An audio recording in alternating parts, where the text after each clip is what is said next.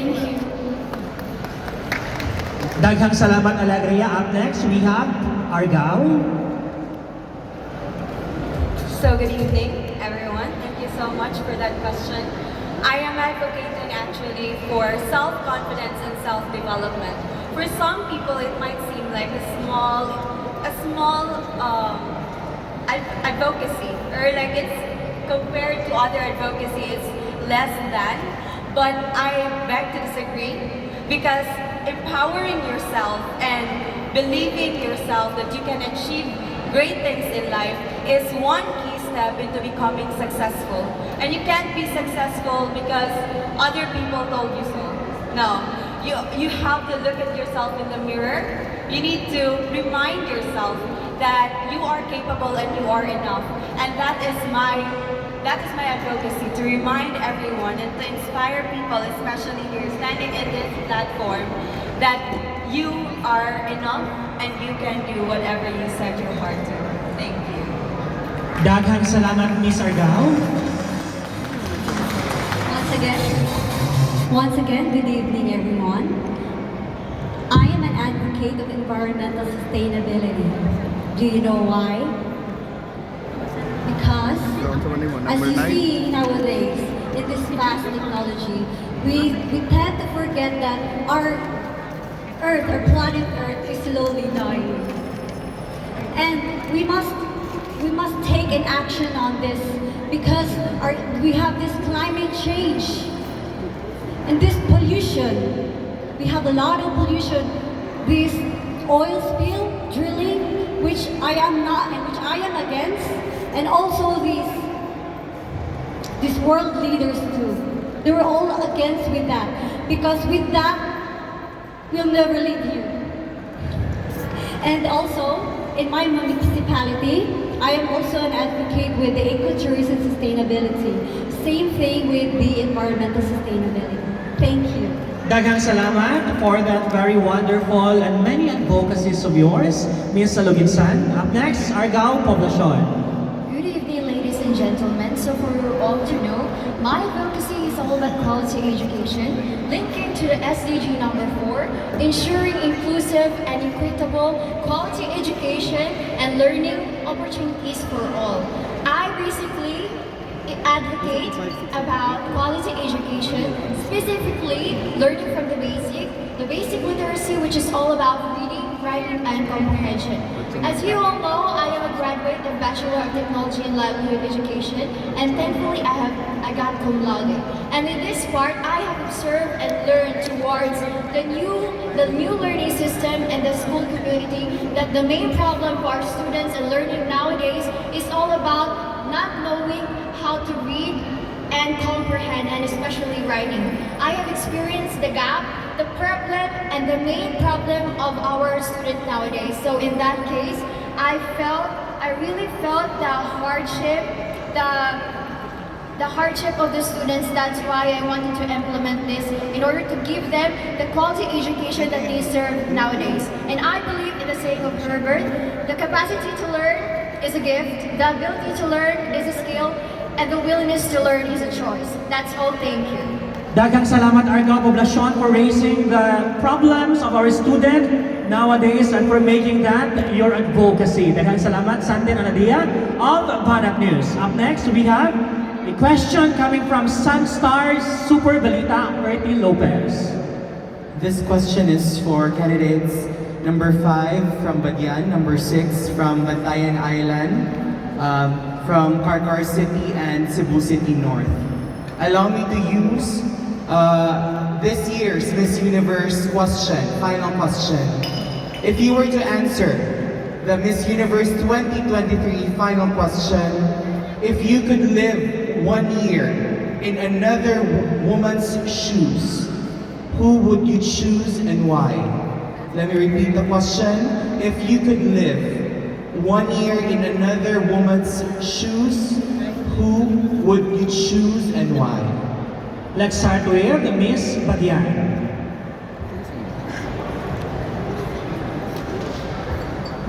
So, if I could live another year for this, I would choose my I would choose my grandma. Because my grandma is who raised us and teach us how to have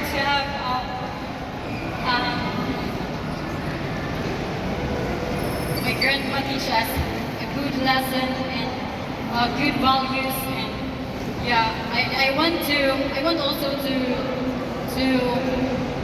be like her, that she's strong enough and she's brave, and also she values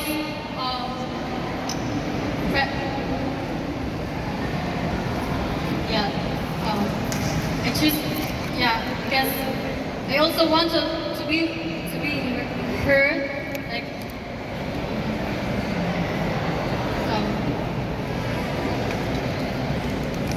I also want to be I want to be like her, and to show other people the right thing to do, not to underestimate people, and not to degrade other people that belongs to you. Thank you. Thank you so much, Bagyan. I know your grandmother is also proud of you right now. Up next, we have from Batayan Island, Miss Juvel Dugay. Good evening, everyone. Thank you for the question. For me, if I would live in a shoe for 1 year, if I would choose a woman, that would be Dr. Maria Minerva Talimag. As a medical doctor by profession, she is the president of the Philippine Medical Association.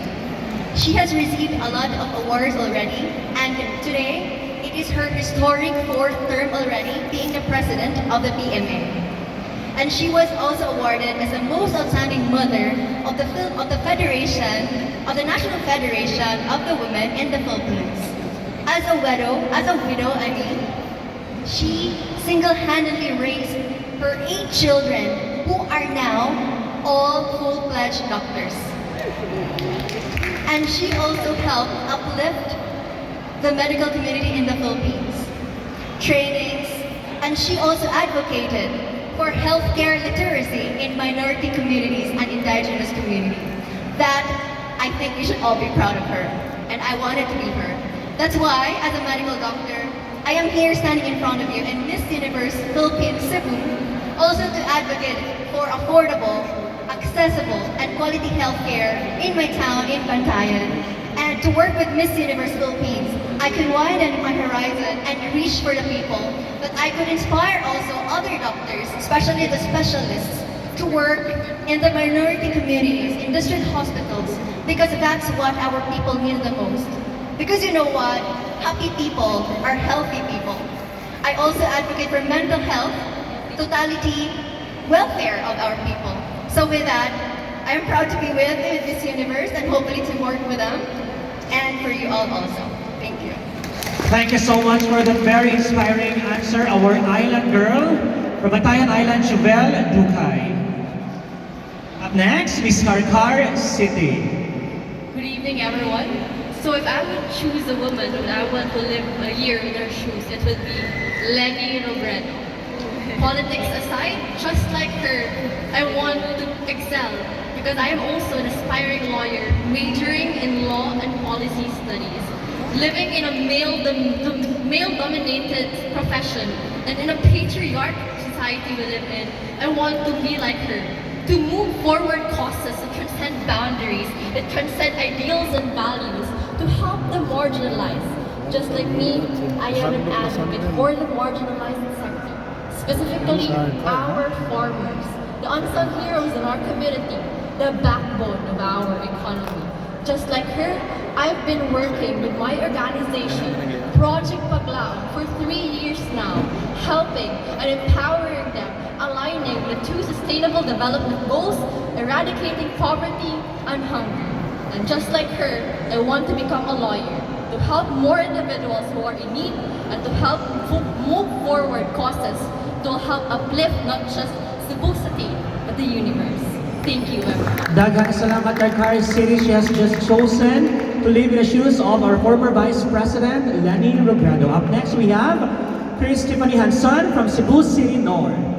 Good evening, ladies and gentlemen. If I were to choose a strong and very brave woman, I would choose the former Senator Miriam Defensor Santiago.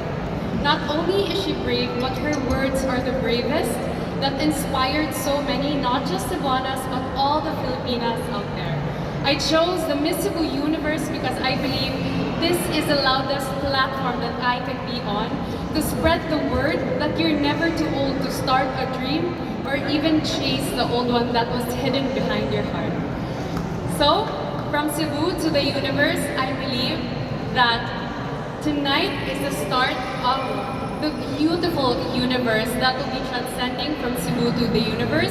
Once again, maayong gabi kaninyong tanan. You're definitely right. Tonight is indeed the beautiful start of your beautiful journey to the Miss Universe Philippines Cebu Pageant.